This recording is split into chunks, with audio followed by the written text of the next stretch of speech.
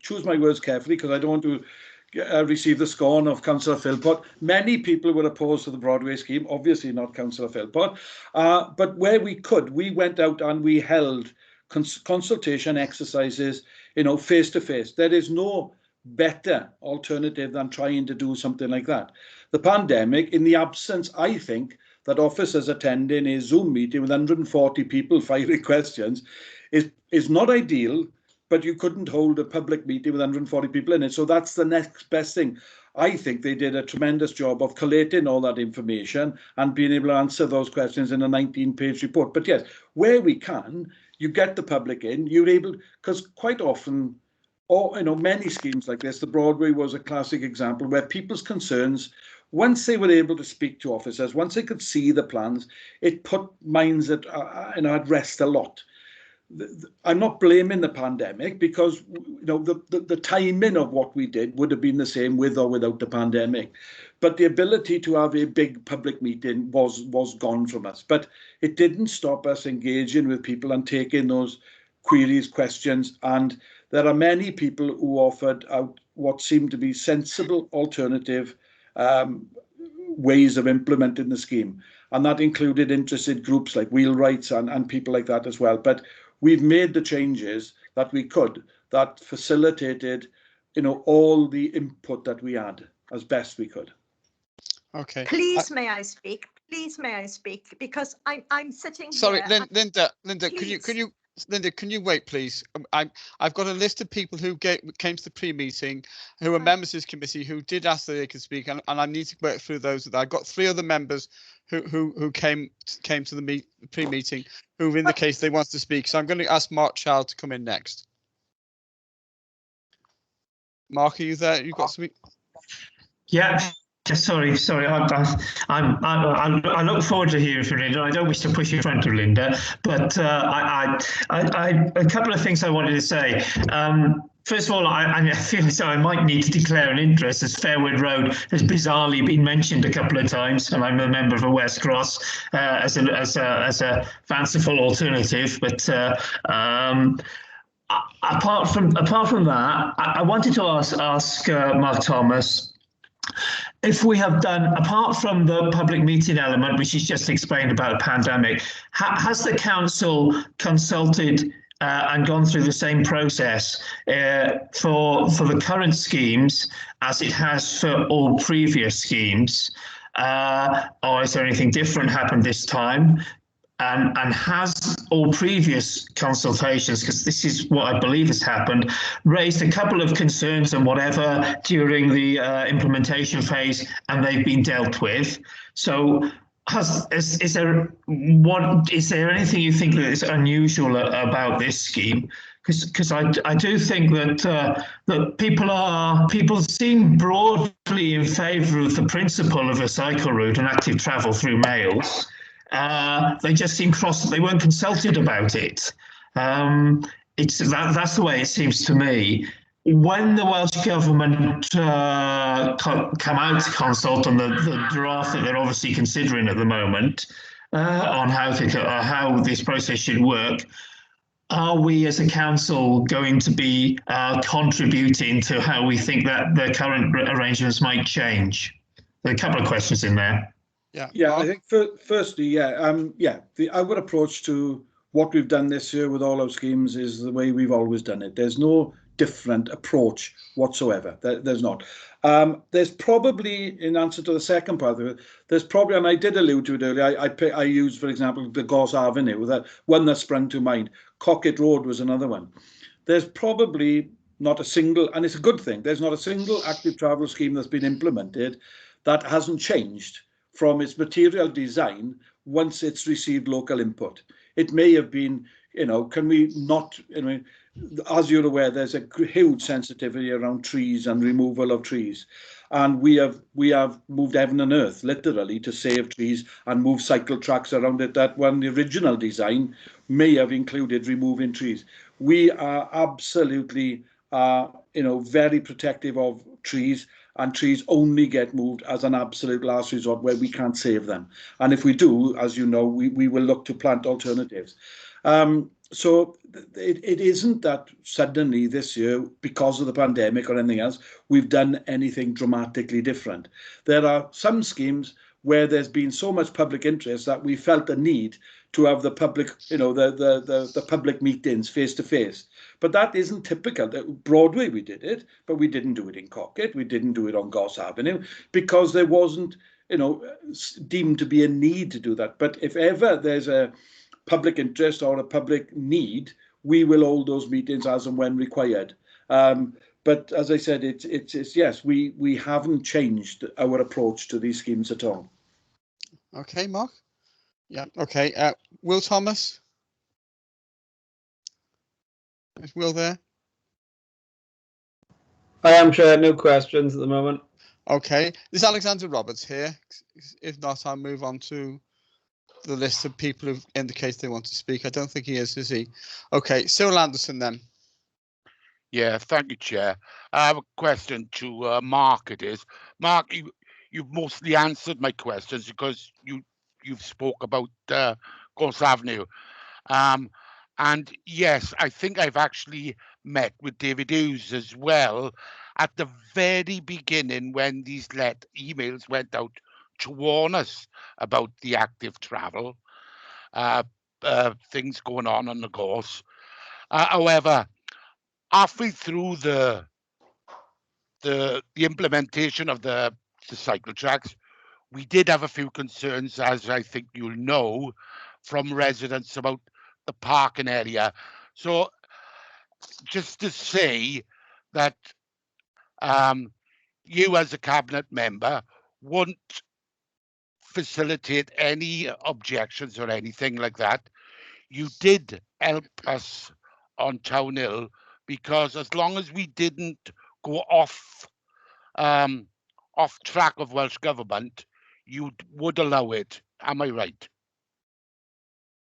Yes, and I thank you, Councillor Anderson. Yeah, and that was an example I gave earlier on, as I said, because that's quite prominent. But even more recently, and I'm not going to mention wards, areas, or anything, the difficulty we got, and I keep on about the integrity of the scheme. I had a meeting recently in a ward about particular concerns of a group of people had about a scheme.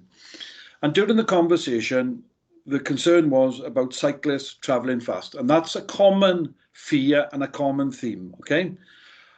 I think it's displaced in the sense of it is not as big an issue as it's perceived to be, okay? And that's the reality, because not all cyclists bomb around these cycle paths and routes at 60 miles an hour and ignoring everybody else. There are an element who have done that and have given everybody, well, a lot of cyclists a bad name, but that is not typical of all cyclists. Now, this particular questioner came to me and we had a site meeting with officers, and they basically were asking for segregation of cyclists from pedestrians at a particular pinch point. If we were to do segregation, now the scheme, a shared use path has to be 3.5 meters wide, minimum. If you have segregation, it has to be, I think it's 5 meters wide. It's a 4.5 or 5 meters wide. Officers will be able to inform me better. There was simply not the physical space to be able to do that. So somebody can come up with an idea that says, great, I know, why don't we formally segregate them so that there's no, clash at this pinch point? Well, because in order to do that, under government rules and guidelines, you have to then create a footpath that's wider than the minimum, which is 3.5 meters. So once you point that out to people, they understand and realize that you're not being awkward, you're not saying no. We have got competing interests here of, cycling lobbies, pedestrians, householders, ward councillors, looking after trees, protecting utilities, etc., etc., etc. Welsh Government guidelines, and as I said, cycling lobbies, environmentalists. There isn't a scheme that we put in that isn't a potential conflict area. That's why I want the engagement of residents, local interested parties, ward councillors, and that, because we have demonstrated, we're not just saying it, I actually mean it, is I welcome the input from people, because the last thing this council, whether it's me or any other cabinet member in charge of it, this council, it's not in anybody's interest to implement schemes that won't work, to implement schemes that the community won't use, to implement schemes that people are frightened of. That's not in anybody's interest. So we will bend over backwards. We literally will and have in many cases to implement schemes that are user friendly for all users. That is common sense to me, and that's what we want to do. Okay, June Burtonshaw. Thank you, Chairman. I understand, as you said in the beginning, we are concentrating on consultation process. Yeah. And I was going to ask on the two points. On the first one, which was team sessions with Males and Sketty, officers were in charge, in attendance, and they produced a 17-page report. Where did that report go? And the second, whether Mark can confirm that a letter was sent to all the adjacent and directly affected residents of Males Road so that they were able to take part in any consultation. Right. Well, on the first part, I know it's a 19-page document. It was actually, Councillor Burtonshaw, and I know that was sent to Mr. Anderson, who was a resident, the secretary of the Residents Association for Males and Klein. I'm not quite sure who else received that, but I think it was sent to Mr. Anderson with the purpose that he could circulate it to members of the Residents Association, but it definitely was sent to him. And secondly, I think a question came up earlier from another colleague asked the question. Residents living on Mayors, like anybody else on any directly affected or impacted by any other scheme, are written to. I can't tell you how many residents on Mayors or which residents on Mayors, but there would have been a letter dropped to residents on Mayors whose properties were fronting onto the cycle track. But I mean, officers will be able to supply that information. I don't know specific numbers, but that would have been carried out as part of our normal process. Thank you. Yeah, Chair, could I come in on that? No, sorry, I'm afraid not. No. Okay. Can I just say, Mark, is it possible? I assume this 19-page report is available on request, and is it possible for the officers to email the members of this committee saying which properties would have had the letter? Yeah, absolutely. I will. Yeah. Yes, absolutely, Chair. Okay, thank you. Linda Tyler-Lodge, did you want to come in now? You're muted at the moment.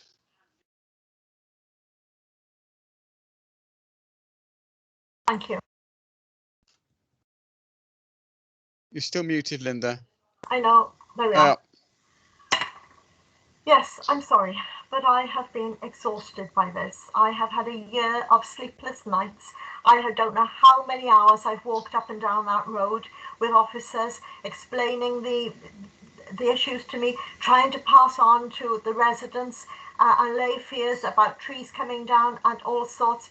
It's been very difficult because usually I have a monthly meeting, and because of COVID I have not been able to hold my monthly meetings, so therefore I agree with Mark that I think that it would have been better if we could have had face-to-face. I've written 4 dozen personal letters to people. I have passed on all the information that I can both ways to residents and to the City Council. I've not been able to even get voice in. This is why I was so determined to speak today, because in the 140 Zoom meeting I couldn't get heard. But I want people to appreciate just how difficult this has been. Leave all that aside. Let's not talk round and round and round it again.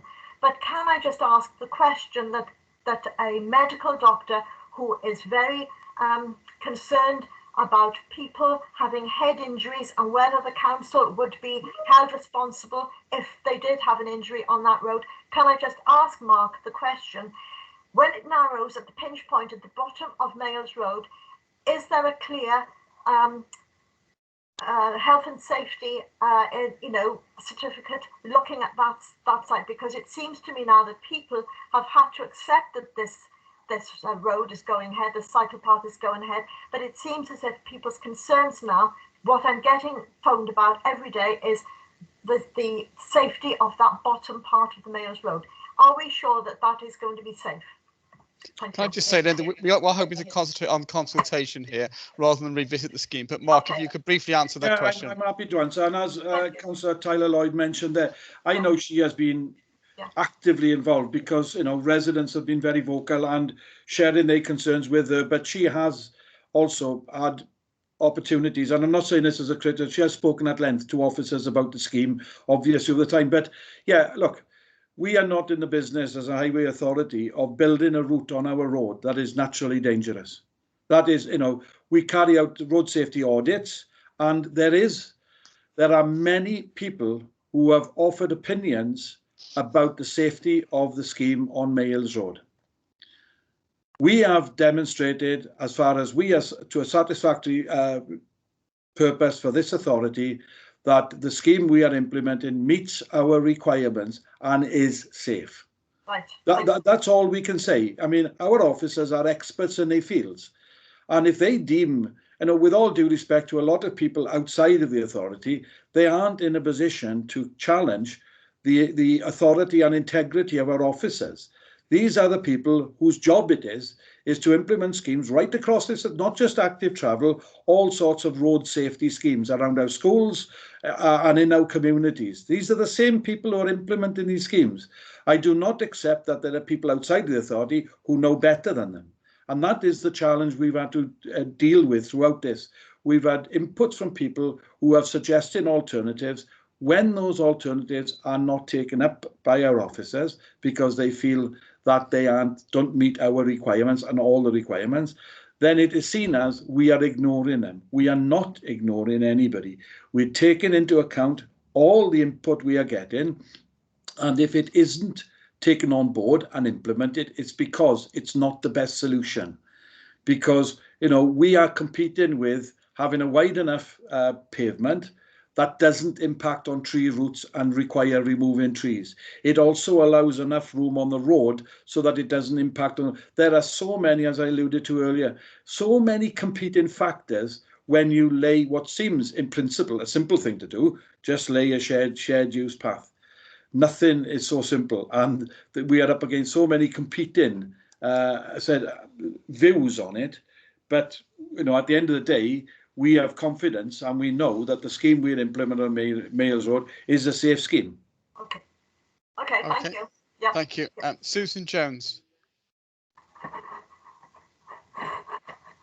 Thank you for this, Chair. I'm asking a question on behalf of Councillor Jeff Jones because he's had to go for his vaccinations. And I think it's to Chloe regarding the cycle path from Woodcut onto the Clyne Valley route.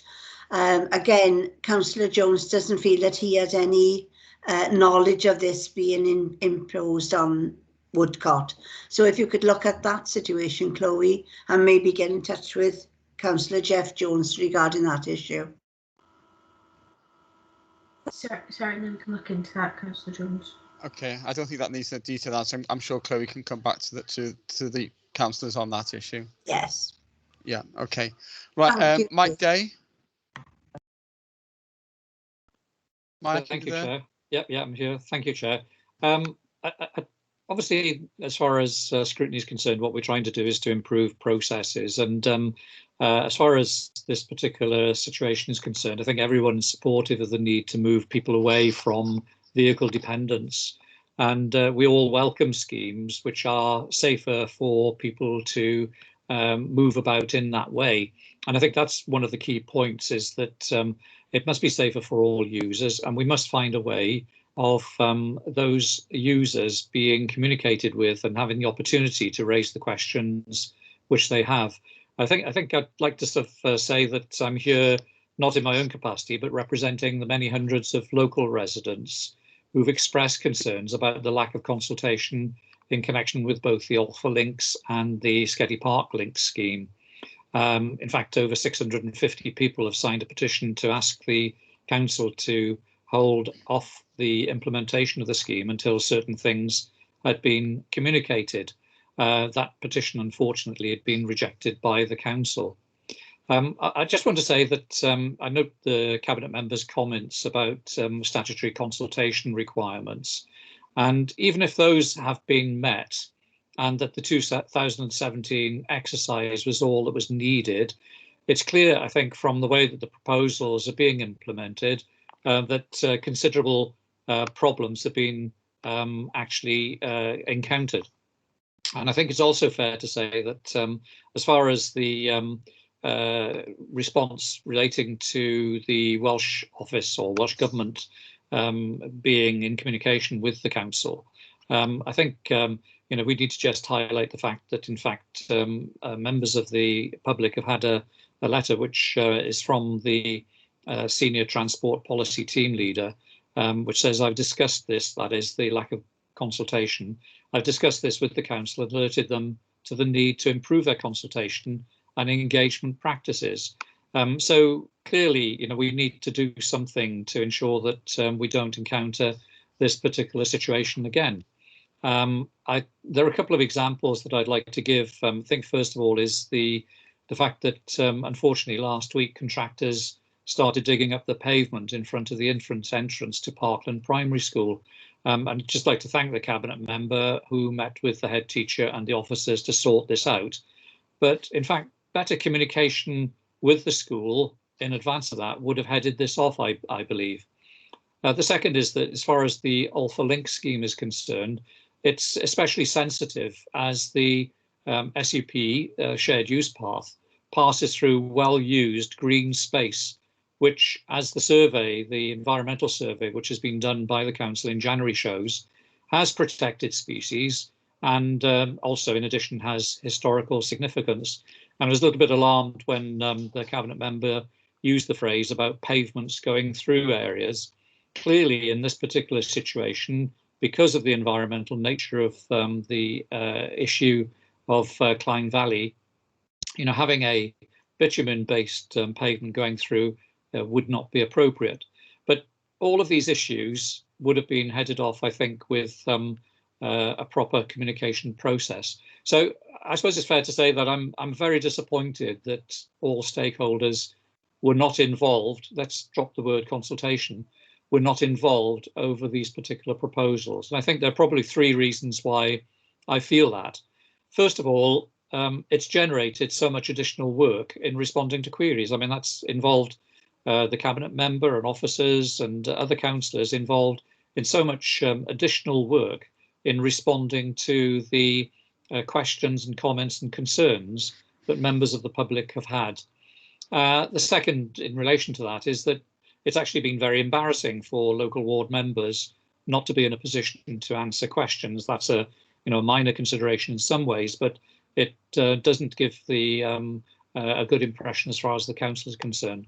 And I think the most important thing from my point of view is that if there had been better communication, let's, as I said, not use the word consultation, but better communication, I believe that the stakeholders and others involved, the users of the woods, for example, would have been able to add value to the scheme, and we could have come up with a scheme which was much better in terms of meeting the concerns that everybody has. So I suppose the question I would have is that, first of all, I'd like to ask the cabinet member what lessons have been learned. I think some have been learned in the sense that we were invited as ward councillors to a meeting with officers and with the cabinet member to discuss a proposal for funding of a consultation exercise for a shared use path running from Scrutiny through Uplands to the city centre. And I think that probably provides us with a model or a template of how things should happen in future. I know much has been made of the cabinet meeting on the 30th of July, but those who've read the reports would have seen that there's no plan, there's no detail there of what these schemes entailed. It was purely financial. So, from that point of view, anybody looking back to that particular meeting will have seen that they couldn't have collected any information about how the scheme was going to be implemented. So I suppose in addition to the general lessons about moving forward, I'd also like to ask the cabinet member whether there are any specific lessons could be learned and what changes that we could be making now for the implementation of the current schemes, or is it, as he's suggested, too late to do anything further? Mark? Yeah, I'm happy to answer, but before I go on to the lessons learned from Councillor Day, I mean, I have to respond again. Councillor Day has mentioned that there's a member of the Welsh Government, I didn't quite catch the title, who has written to this council. I stipulated earlier on it was Lee Waters because that was the name that was given in Mr. Anderson's question. There is nobody in Welsh Government that has written to Swansea Council admonishing or criticising us for the way we've consulted. Now, that's at conflict with what Councillor Day is saying. It's at conflict with Mr. Anderson saying, but that is the evidence. There is no evidence. I have no evidence whatsoever from officers or anybody. I'm not lying to you. I daren't lie or mislead scrutiny. There is no evidence that I can find within this authority that supports that. So I can't just let that go because it's a statement of record and there is no evidence. So I have to rebut that. In response to lessons learned, now lessons learned sounds like, well, on the basis you've done it all wrong, what are you going to do to improve it? Whenever we do anything, and I'm a great believer in, if we can improve anything we do, any service, anything we can do, it's our duty and our moral obligation to try to do that. I'm always open to suggestions and I'm happy to look at ways to modify the process without creating backlash or these sort of issues from residents. I'm always willing to do that, Councillor Day. The difficulty, as we all know, is there are constraints and restraints within the process of what we do. So you mentioned Walters Road. Yes, we are using a different tack on the approach to getting funding for Walters Road. But let's not beat about the bush. It's a huge scheme. It's a huge impact on a huge. Now, I'm not trying to say, oh, that people in Mayhill don't deserve it or people in the Clyde Valley don't deserve it. This has a huge impact on a huge part of Swansea and commuter traffic and that. The bottom line is, although we are using that approach on that scheme to go out for consultation first, it will then require a future consultation or exercise anyway. So you have to have funding for consultation and then apply for future funding for the implementation of the scheme. So if you did that with every single scheme we went to implement, then we wouldn't be getting anywhere because you'd apply every year for funding for consultation, and then that only gives you money for consultation, is to get agreement or understanding from the public. You then have to take every one of those schemes to the next stage to apply for funding with no guarantees attached to any of it. It elongates the process immensely. So we have to be careful about where we can put enough resource on that in. But I said, as a direct answer, I am looking, and we are looking at ways of we can avoid. We don't want, as I said earlier on, we don't want to implement schemes that people don't want. We don't want to instigate schemes that people haven't had an input into. It's in everybody's interest to introduce schemes that have got general acceptance. But there is a key note to this as well. If you look at the Mayhills one, for example, and this was in a lot of my responses to residents of Mayhills who sort of, because we've dealt with, by the way, a lot, not everything we've been challenged with has been legitimate and authentic. There's been, a lot of misunderstanding from people, okay? So many people were writing to me, criticising, why bother with a link up at Mayhills that goes nowhere? So you're going to put a link up Mayhills and it just stops, and then how do you get across the common, this sort of thing. We have publicly stated on many occasions that the Mayhills link is an integral link for us to be able to cross over Clyde Common and go out to Bishopston and Penard and beyond. The option of not putting a route in one of these critical links, it isn't just the impact it has on that community or that group of concerned people or that element of people. These are strategic links that link up to the rest of our network. And if we don't do them, then, so for example, if we can't go up or couldn't have gone up Mayhills Road, then we can't take our scheme out to Bishopston, Penard and beyond. It's as simple as that. So it isn't just about the impact it has on those residents, it has an impact on the entire network. And that is why you go out to consultation on a network map first, and then you look to implement that, because it isn't just the direct impact on that community. It is the ability to develop a map that covers the whole of Swansea. And that's what we're trying to do. We're trying to expand right across the boundaries of Swansea. Okay. David Hughes. Chair, sorry, Chair. May I just come in to say that I'll forward to Councillor Thomas a copy of the letter that a resident received from the Welsh Government. Yes, please, because we have got no record of that, and that's the honest truth. We've got no record of that whatsoever. Okay, David, do you want to come in? You're muted at the moment. Sorry, it's just related to some specifics, but I think it needs to be picked up on because the general overriding comment that we haven't sought to engage. I don't believe that's been the intention in any facet of this. In relation to the Parkland site and the school, I'm aware of at least 6 separate sessions, whether they're emails, phone calls or site visits that have taken place with that school to try and clarify proposals and ensure that not only do we deliver something that didn't compromise the site in terms of safety, but actually enhanced it and encourages parents to take advantage of accessible and active travel modes to their site. So I think it's adding to a picture that sometimes is unclear. So I'm not sure that's fully correct. And the other comment in relation to the surface and taking on suggestions and proposals through all forwards through Clyne Valley, we certainly have had that. The one comment I guess we've not taken on board is to reroute and divert or reallocate the route. But the principal recommendations or suggestions we've had from the public have been in terms of the character and the surface treatment, of which we've responded and amended the scheme accordingly.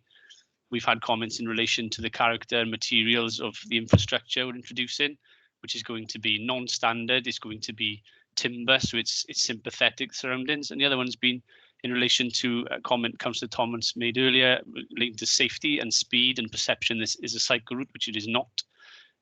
We are introducing control measures that are non-highway based. They are, they're sympathetic of the character of the site's there, and we're looking to restore and maintain some of the historic character of that site, but whilst also using those features to manage speed. So by not accepting alternative routes, by making a judgment that they're not better, that implies that we've not taken on people's views, and I think that's not true. Can I also add, Chair? Sorry, at that point, Dave Hughes has just reminded me.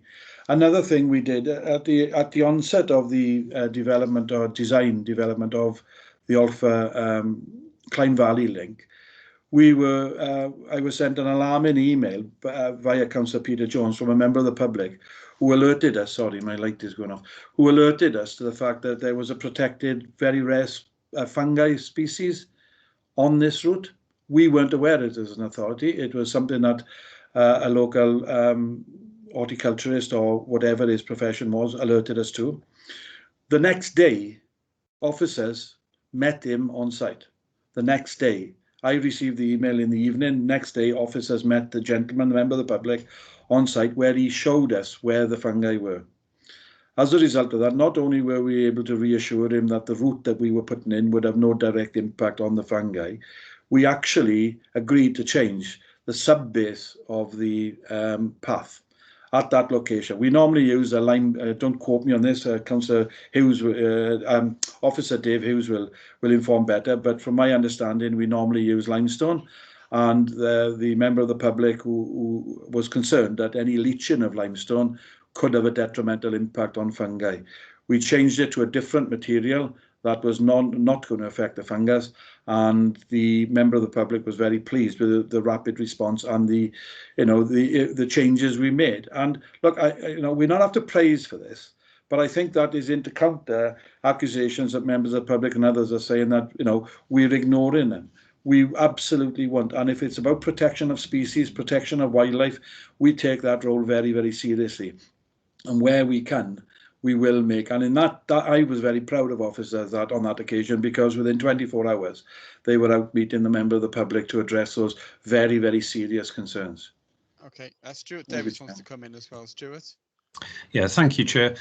Yeah, certainly, Councillor Dave, if you could forward that any correspondence, I'd be very surprised and disappointed, really, because if the Welsh Government have been making comments about the lack of consultation, because the funding is based on the acceptability of our plans that have been developed and comes through from that. So that's certainly something I'll be following up, and for them not to have contacted ourselves is something that I would want to follow up. Okay, I've got Miles Langston, who's the last person who wants to speak. Miles? Thanks, Chair. I appreciate you accommodating me on the call, and thanks, Mark, for taking the questions. Obviously, I think that those of us on the call will sort of, agree with the ambition to increase cycle walk routes, which are safe and sustainable. And I think rather than sort of stopping these projects, I think people just want to make sure that they're implemented, in a way that works for communities. And I think, obviously, I'm pleased the way you've spoken so far and talking about engagement. But I think, obviously the reason it's being scrutinised today, and the reason, many of us are getting a lot of correspondence about this, is because people don't feel that they're having sufficient input. And as an example, I raise this because it helps to sort of demonstrate the wider point.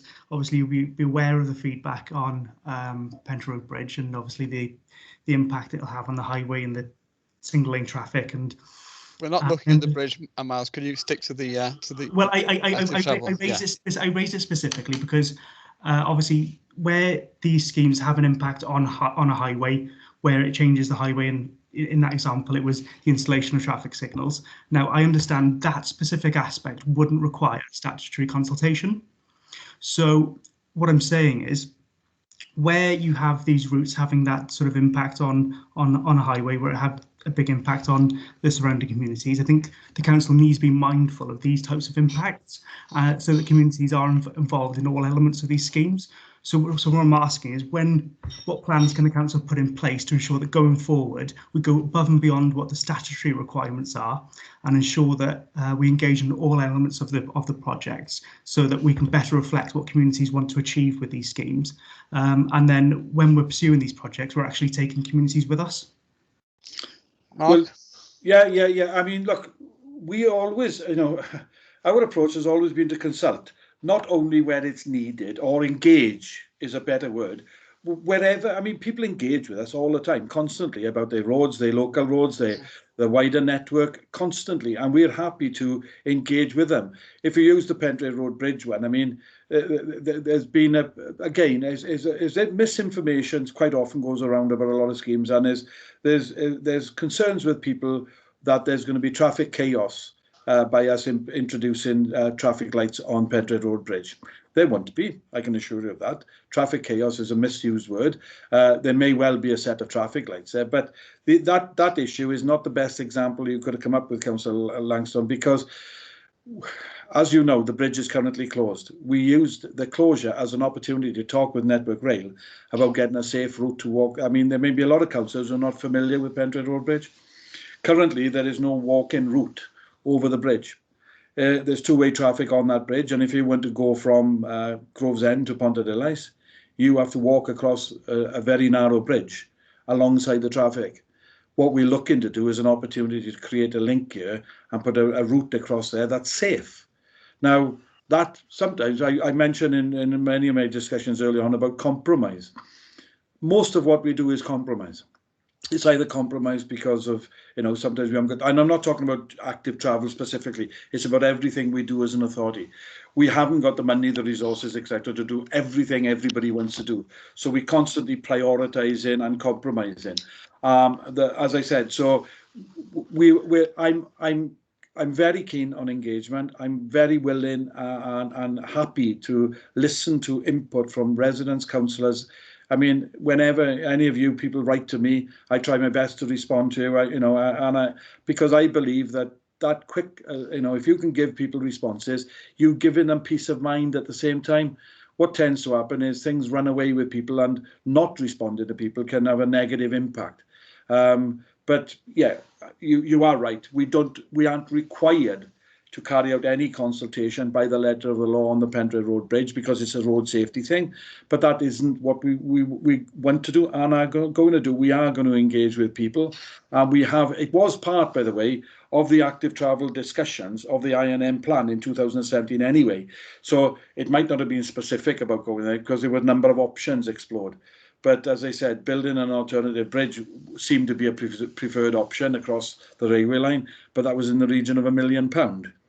And again, compromise means that that's not a serious option we can consider. So, but yes, happy to engage with anyone at any time, and the more of, as often as we can. Okay, thank you for that, Mark. I think we've exhausted all the questions. Just to conclude, can you just say what learning points would you bring from this whole experience?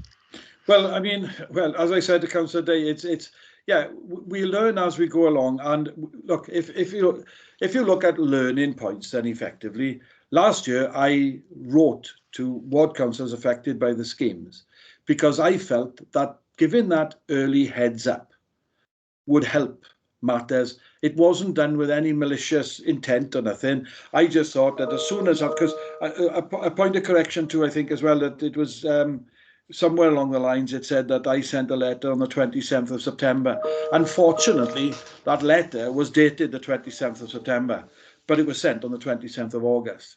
Now, I just wanted to make that point of clarity. I meant to earlier on in the program, because I saw on the minutes of the agenda of the meeting that I'd sent it on the 27th of September, but it is unfortunately dated then. So I sent it on the 27th of August because I knew it would be a while before councillors received more up-to-date information from officers. So it was a heads up. So if there's any way we can improve any approach that we can with all the time constraints and resource constraints, because if you look now, like, people would like us to engage with them and start consulting with them now.